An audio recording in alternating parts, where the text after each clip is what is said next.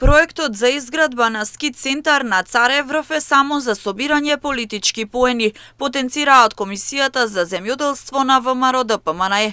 Вела дека Министерството и владата наместо да се грижат и да и помагаат на земјоделците, навремено да пуштаат вода за наводнување, тие ветуваат проекти за политички поени.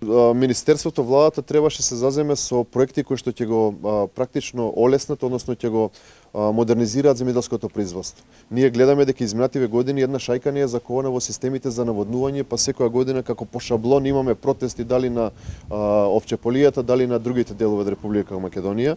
И овдека во Кочани имаме проблеми практично со водата, не е се пушта на време кога е потребна за оризовите полиња.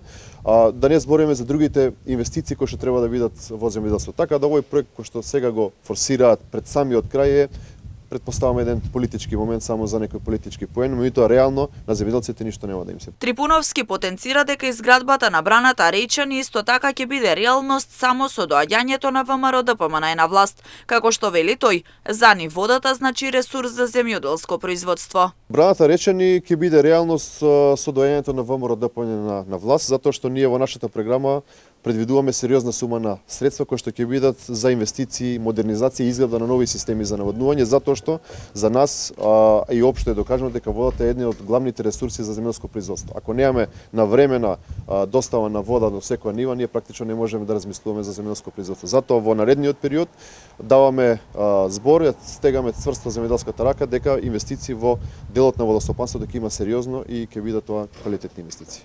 Николовски на почетокот на месецот изјави дека на Цареврв ќе се изгради модерен ски центар и со тоа ќе се подобри развојот на истокот и североистокот во државата.